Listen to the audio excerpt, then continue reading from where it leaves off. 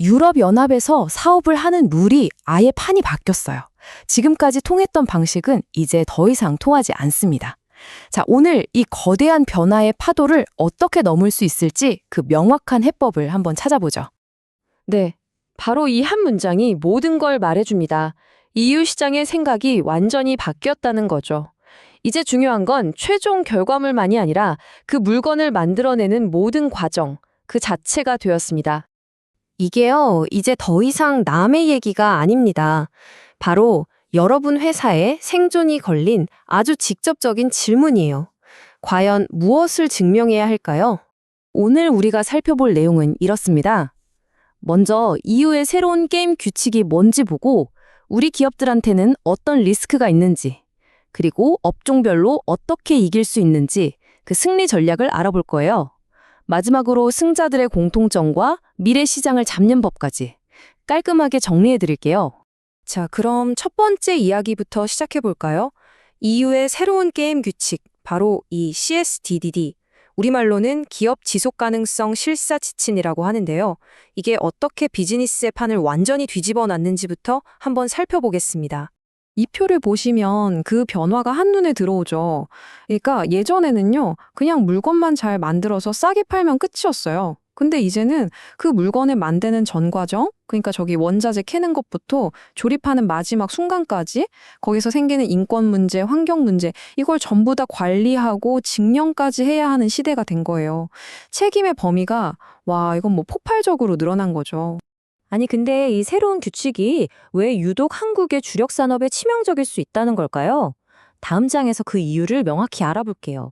이게 그냥 유럽 얘기가 아니라 우리 수출 경제의 심장을 겨냥하고 있다는 게 문제예요. 자, 여기서 진짜 중요한 포인트가 나옵니다.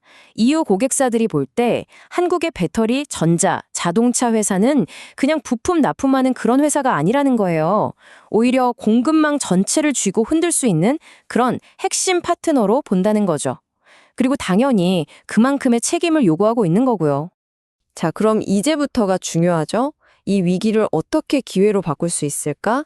지금부터 각 산업별로 이기는 방법, 일종의 플레이북을 하나씩 펼쳐보겠습니다. 첫 번째는 배터리 산업입니다. 리스크는 명확하죠. 원재료, 특히 저 멀리 있는 광산에서 생기는 인권 문제요. 여기서 이기는 전략은 저희는 저기 아프리카 광산까지는 잘 모르겠는데요? 하고 발뺌하는 게 절대 아니에요. 오히려 계약서라는 아주 강력한 리모컨을 우리 손에 쥐는 겁니다. 그래서 공급망 저 어기 맨 끝에 있는 협력사까지 우리의 원칙을 딱 심는 거죠. 바로 이렇게 해야만 EU 시장에서 이 회사는 믿을 수 있는 저위험 공급사구나 하는 강력한 브랜드를 얻을 수 있습니다. 자, 다음은 전자산업. 여기는 아주 복잡하게 얽힌 하청 구조, 바로 거기서 터지는 노동 문제가 핵심 리스크입니다. 솔직히 협력사가 수천 수만 개인데 이걸 어떻게 다 실사하겠어요? 불가능하죠. 그래서 필요한 게 뭐냐? 바로 리스크 기반 접근이에요. 힘을 분산시키는 게 아니라 딱 봐도 위험해 보이는 국가나 공정, 이런 고위험 지역만 딱 찍어서 집중적으로 관리하는 거죠.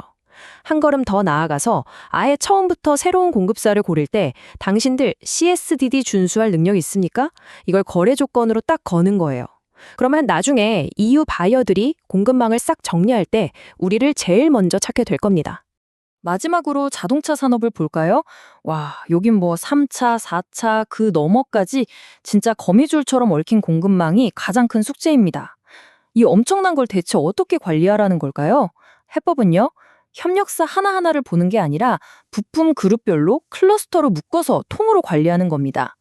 이렇게 하면 EU 완성차 업체들은 우리 회사를 그냥 부품 회사 하나로 보는 게 아니라 믿을 만한 공급망 파트너 덩어리 전체로 보게 되는 거죠. 결과는요?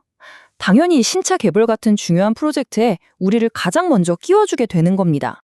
자, 지금까지 배터리, 전자, 자동차, 세 산업의 플레이북을 하나씩 봤는데요.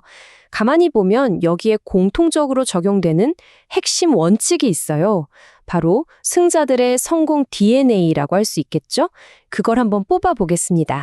핵심은 딱 이 네 가지입니다. 첫째, 그냥 우리 공급망이 이렇게 생겼어요 하고 보여주는 걸로는 부족해요. 우리가 이걸 통제할 수 있다는 걸 증명해야 합니다. 둘째, 계약서. 이걸 그냥 서류로만 생각하면 안 돼요. 규제를 지키게 만드는 가장 강력한 무기로 써야 합니다. 셋째, 법무팀.